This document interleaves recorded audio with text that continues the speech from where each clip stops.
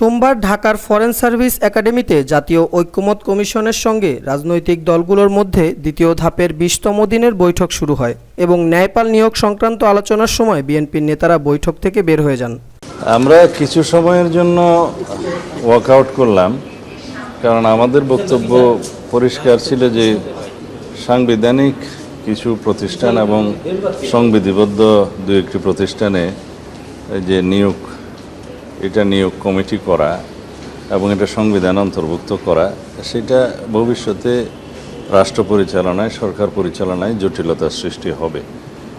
তা আমরা যেহেতু সাংবিধানিকভাবে এবং সংসদীয়ভাবে কোনো স্বৈরতান্ত্রিক ব্যবস্থার উদ্ভব না হয়, ফ্যাসিবাদের উৎপাদন না হয়, সেজন্য আমরা কয়েকটা জায়গায় আমরা ব্যবস্থা রেখেছি। একটা হলো যে কোনো ব্যক্তি প্রধানমন্ত্রী হিসেবে 10 বছরের বেশি প্রধানমন্ত্রীর পদে বহাল থাকবেন না, এক। দ্বিতীয় হলো কেয়ারটেকার সরকার রিইনস্টেট হবে এবং কেয়ারটেকার সরকারের কোনো রকমের অ্যামেন্ডমেন্টের ক্ষেত্রে, সংশোধনের ক্ষেত্রে সেটা সংসদে পাশ হওয়ার পরেও গণভোটের ব্যবস্থা করতে হবে। তৃতীয় হচ্ছে আমরা নির্বাচন কমিশন গঠনের ক্ষেত্রে একেবারে সম্পূর্ণ নির্বাহী বিভাগের প্রভাবমুক্ত করে বিরোধী দল, সরকারি দল এবং জুডিশিয়ারির একজন সহ যে কমিটির প্রস্তাব আমরা করেছি, যেটা সবাই ঐক্যমত্য পোষণ করেছে, তার মধ্য দিয়ে একটা প্রকৃতপক্ষে কার্যকর স্বাধীন নির্বাচন কমিশন গঠিত হবে। তাহলে এই তিনটা ব্যবস্থার মধ্য দিয়ে এমন একটা ব্যবস্থার সৃষ্টি হবে যাতে কোনোদিনই স্বৈরতান্ত্রিক বা ব্যক্তিতান্ত্রিক স্বৈরতন্ত্র প্রতিষ্ঠা হবে না, সুযোগ নাই। মোরওভার যে কমপ্লিট ইন্ডিপেন্ডেন্স অফ জুডিশিয়ারি, যেটার জন্য আমরা চেষ্টা করছি এবং প্রস্তাব দিচ্ছি, যেগুলো হয়ে যাচ্ছে ক্রমান্বয়ে, সেটা যদি হয় সেটা গণতন্ত্রের রক্ষা কবচ হিসেবে কাজ করবে। আর ফ্রিডম অফ প্রেস প্রায় প্রতিষ্ঠিত হয়েছে বলা যায়, আরও হবে।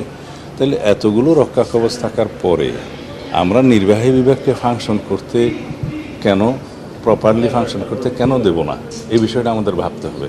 তা আমরা মনে করেছি যেটা নির্বাহী বিভাগের যে দায়িত্ব এবং নির্বাহী বিভাগের যে জবাবদিহিতা, অ্যাকাউন্টেবিলিটি টু দি পার্লামেন্ট এবং অ্যাকাউন্টেবিলিটি টু দি পিপুল, সেটা থাকবে, অথচ তার কাছে যথেষ্ট অথরিটি থাকবে না সরকার এবং রাষ্ট্র পরিচালনায়, সেটা ঠিক হবে না।